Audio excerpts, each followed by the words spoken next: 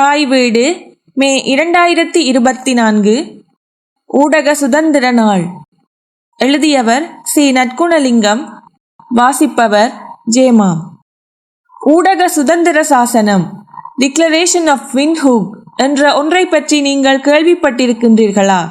அது ஆப்பிரிக்க பத்திரிகையாளர்களால் கூட்டாக 1991 ஆண்டு மே மாதம் 3 முன்வைக்கப்பட்டது.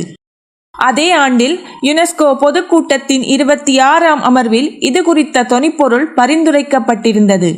உலகின் சகல பிராந்தியங்களுக்குமான பேச்சு மற்றும் கருத்து வெளியீட்டு சுதந்திரத்திற்கானதும் ஊடக சுதந்திரத்திற்கானதும் பாதுகாப்பிற்கும் மேம்படுத்தலுக்குமான ஆணை என்பதே அந்த தொனிப்பொருள். இதன் அடிப்படையில் பரிந்துரைக்கப்பட்ட கட்டளையின் நிமித்தமாகவே இந்த பத்திரிகை சுதந்திர சாசனம் ஏற்படுத்தப்பட்டது. இது நடந்து கிட்டத்தட்ட 2 ஆண்டுகள் கழிந்தன. 1993 ஆண்டில் இடம்பெற்ற ஐக்கிய நாடுகள் பொதுச்சபை கூட்டத்தில் மே மாதம் 3 உலக ஊடக சுதந்திர நாள் வேர்ல்ட் பிரஸ் ஃப்ரீடம் டே என அறிவிக்கப்பட்டது.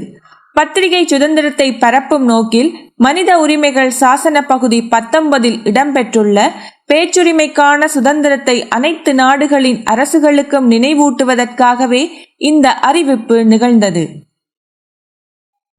உலக பத்திரிகை சுதந்திர நாளானது ஊடக சுதந்திரம், பத்திரிகையாளர் பாதுகாப்பு, நம்பகத்தன்மை உள்ளிட்ட பல்வேறு நலன்களை வலியுறுத்தும் தினமாக கடைபிடிக்கப்படுகிறது. தற்போது வழங்கப்பட்டுள்ள பத்திரிகை சுதந்திரம் எத்தகையது? உண்மைகளை வெளியிடுவதில் பத்திரிகையாளர்கள் எதிர்நோக்கும் பிரச்சினைகள் எவை போன்றவற்றை இந்த தினம் விளக்குகின்றது.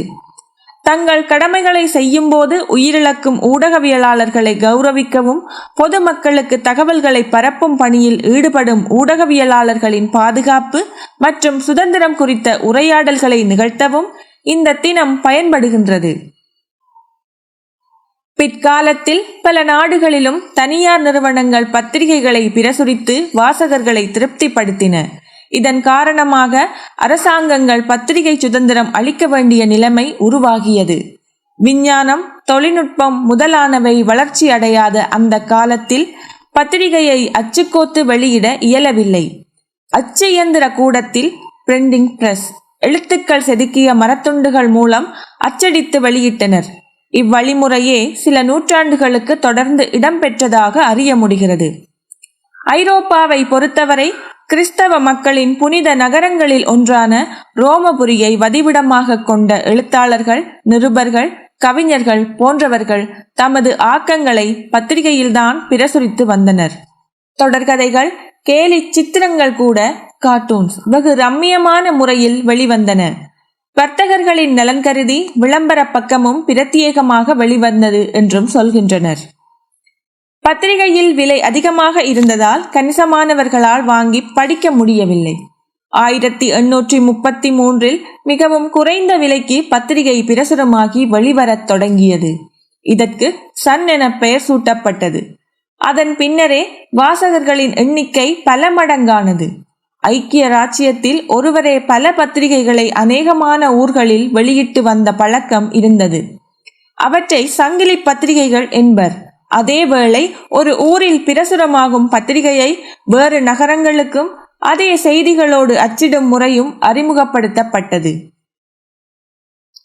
பொது ஆண்டுகளுக்கு பின் 1476 இங்கிலாந்தில் வில்லியம் காக்ஸ்டன் என்பவர் அச்சு இயந்திரத்தை கண்டறிந்தார். கிறிஸ்தவ சமயத்தை பரப்ப முனைந்த மேலை நாட்டினர் இந்தியாவில் அதை பொது ஆண்டுகளுக்கு பின் 1550 அறிமுகம் செய்து வைத்தனர். அதன் பின் 1622 ஆண்டில் முதல் செய்தி இதழாக த வீக்லி நியூஸ் வெளியிடப்பட்டது. பின் லண்டன் கெசட்டர் என்ற இதழ் முறையாக 1666 வெளிவந்தது.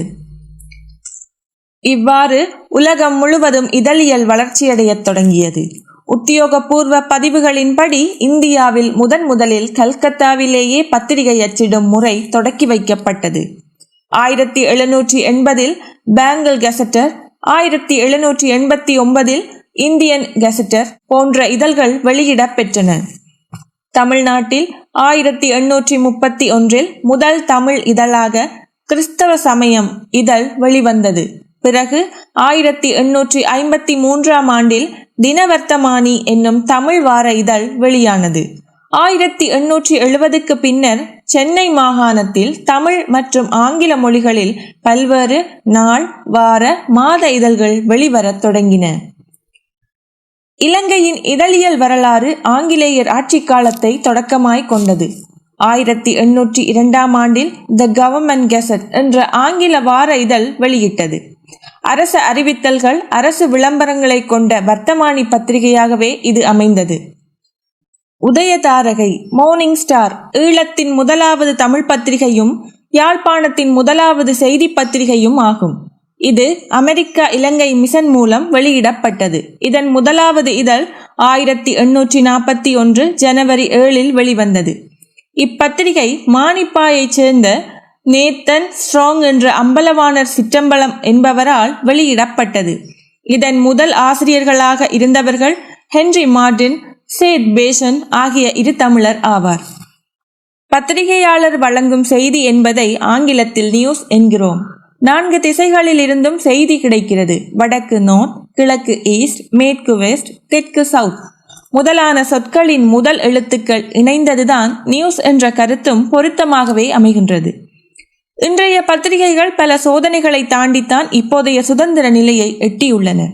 இந்தியாவில் முதலில் பத்திரிகைகளை ஒடுக்கும் பணியை ஆரம்பித்து வைத்தவர் ஆங்கிலேயர் ஆட்சி காலத்தில் கவர்னர் ஜெனரலாக இருந்த வாரன் ஹேஸ்டிங்ஸ்.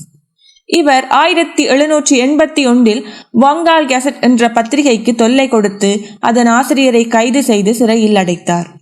1799 வெஸ்லி பிரபு பத்திரிகைகளுக்கான புதிய சட்டதிட்டங்களை உருவாக்கினார் என்பதும் பழைய வரலாறு. கடந்த 2016 முதல் 2021 வரை யுனெஸ்கோ அறிக்கையின்படி 455 பத்திரிகையாளர்கள் கொலை செய்யப்பட்டுள்ளனர். இதை கடந்து 2022 86 பேர் கொலை செய்யப்பட்டுள்ளனர். இந்த அறிக்கையின்படி 4 நாட்களுக்கு ஒரு பத்திரிகையாளர் கொல்லப்பட்டுள்ளார் என்று கூறப்படுகிறது. 2022 ஆண்டின் கணக்கெடுப்பின்படி உலகம் முழுவதும் 363 பத்திரிகையாளர்கள் தமது கடமையை செய்ததற்காக சிறையில் அடைக்கப்பட்டிருந்தனர். மிகுந்த ஆபத்து காலத்தில் உலகில் எங்காவது பத்திரிகை சுதந்திரம் பாதிக்கப்பட்டால் அதற்கு எதிராக போராடும் தனிநபர், பத்திரிகை, தொண்டு நிறுவனங்களுக்கு யுனெஸ்கோ சார்பில் 1997 ஆண்டு முதல் ஆண்டுதோறும் விருது வழங்கப்படுகிறது. கிலெர்மோ இஷாசா என்ற கொலம்பிய நாட்டு பத்திரிகையாளரின் பெயரால் இவ்விருது வழங்கப்படுகிறது. எல்எஸ் பெக்டேட்டர் என்ற பத்திரிகையில் பணிபுரிந்த இவர் போதைப்பொருள் மாஃபியா கும்பலின் சட்டவிரோத கடத்தலை அம்பலப்படுத்தியதால் பத்திரிகை அலுவலகத்தின் வாயிலில் 1886 ஆண்டு டிசம்பர் 17 சுட்டுக் கொல்லப்பட்டார். அப்பத்திரிகையாளரின் சேவையை பாராட்டி விருதுக்கு அவரது பெயர் வைக்கப்பட்டு அவர் நினைவாக அவ்விருது வழங்கப்பட்டு வருகிறது. அவரின் கொலையின் பின்னரே பத்திரிகை சுதந்திரம் தொடர்பான பேச்சு வலுப்பெற்றது. எல்லைகளற்ற ஊடகவியலாளர்கள் என்ற சர்வதேச ஊடக கண்காணிப்பு அமைப்பு ஒவ்வொரு ஆண்டும் 180 நாடுகளுக்கான உலக பத்திரிகை சுதந்திர குறியீடு தரவரிசை பட்டியலை வெளியிட்டு வருகிறது. 2022 உலக பத்திரிகை சுதந்திர குறியீட்டை மே மாதம் 3 அன்று ரிப்போர்ட்டர்ஸ் வித்தவுட் போர்டர்ஸ் உலக பத்திரிகையாளர்கள் அமைப்பு வெளியிட்டுள்ளது. ஒவ்வொரு நாட்டிலும் பத்திரிகையாளர்கள் செய்தி நிறுவனங்கள் கொண்டிருக்கும் சுதந்திரத்தின் அளவையும் அத்தகைய சுதந்திரத்தை மதிக்க அரசாங்கம் எடுக்கும் முயற்சிகளையும் உலக பத்திரிகை சுதந்திர குறியீடு குறிப்பிடுகிறது. 2021 பத்திரிகை சுதந்திரம் பற்றி வெளியிட்ட 180 நாடுகள் கொண்ட பட்டியலில் நோர்வே முதலிடத்தில், பின்லாந்து, டென்மார்க் 2 மற்றும் 3 இடங்களை பிடித்துள்ளது.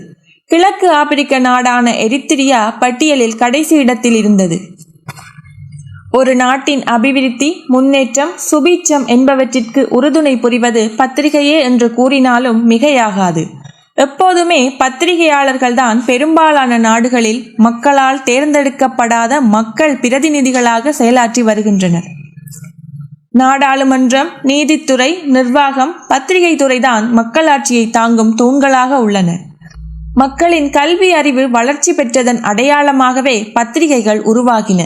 பத்திரிகை மற்றும் ஊடக சுதந்திரம் என்பது மக்களின் நலனுக்கு தேவையான முன்னெடுப்புகளை சுட்டிக்காட்டவும் அரசின் நன்மை தீமை தரும் திட்டங்களை பகுப்பாய்வு செய்யவும் மிக முக்கியமான ஒன்று என்பது குறிப்பிடத்தக்கது.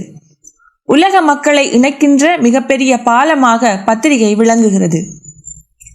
பத்திரிகை சுதந்திரத்தை பாதுகாப்பது தனி மனிதன், அரசு உள்ளிட்ட அனைத்து தரப்பினரின் கடமை என்பதைத்தான் இடிப்பாறை இல்லாத ஏமரா மன்னன் கெடுப்பாரிலனும் கெடும் என்ற வள்ளுவன் வாக்கு உணர்த்துகிறது.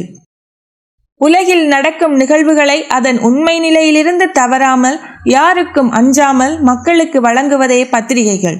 இவை சுதந்திரமாக செயற்பட்டால்தான் உண்மை நீடிக்கும்.